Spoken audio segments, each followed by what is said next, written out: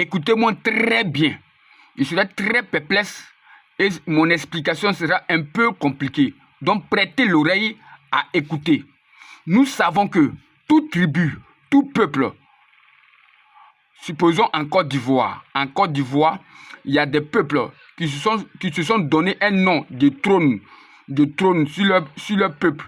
Supposons on te parle de Nyamian, on te parle de Lagor, on te parle de Nyamian. Bon, ces peuples-là, ils se sont trônés par un nom, Lagor et Nyamian. Nous ne savons pas la vocation réelle. Nous ne savons pas l'action réelle de ce nom.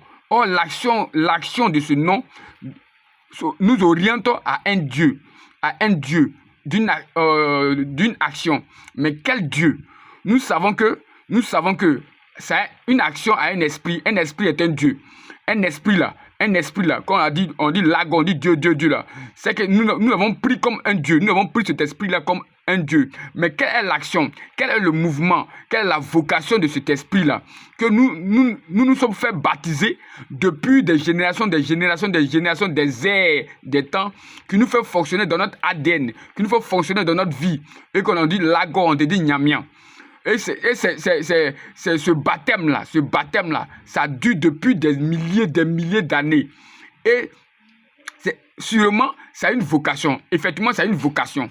Et cette vocation, nos parents le savent ou d'autres personnes ne le savent pas. Bon, est-ce que nos parents nous ont signifié ou nous ont expliqué que le Nyamian là, ça signifie telle vocation? Parce que si tu vas contre cette vocation, ça dérange ton système. Si tu vas contre tu vas contre cette vocation, ça dérange ton système.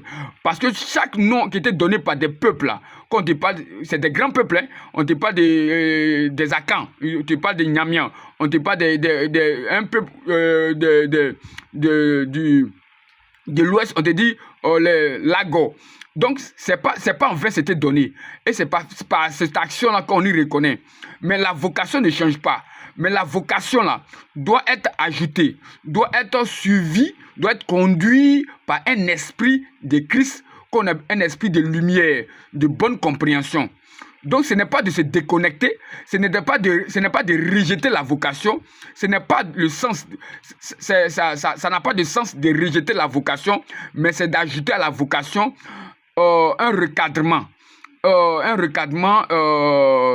un repère. Et le repère, c'est les bonnes œuvres, la bonne manière.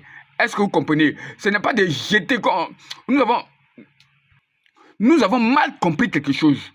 Nous sommes déconnectés de notre racine.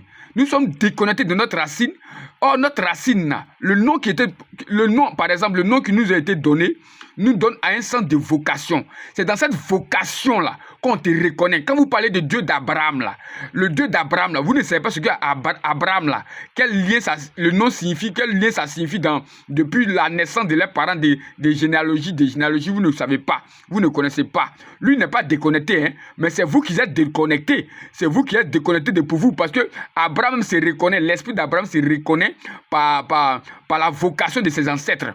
Mais vous êtes déconnectés. Vous êtes déconnectés au sens de compréhension de votre vocation. Quand on te dit Allah, on te dit, non, pas Allah plutôt, on te dit Nyamian, on te dit Lagor. On te dit Nyamian, on te dit Lagor. Mais tu t'es déconnecté de cette vocation-là. Or, la vocation est toujours arrosée. Or, la vocation est toujours réglée et conduite ou orientée par une boussole. Cette boussole-là, c'est des jeux de la lumière, les actions de la lumière, les effets de la lumière. C'est-à-dire que même si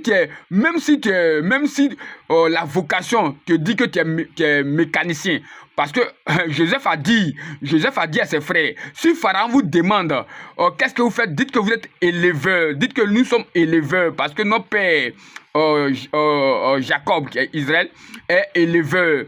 Tu as vu comme Joseph a dit à ses frères de ne pas se déconnecter, parce que nous sommes éleveurs. Mais vous êtes le nom Nyamian, le nom Lagor, là, vous êtes déconnecté de cela.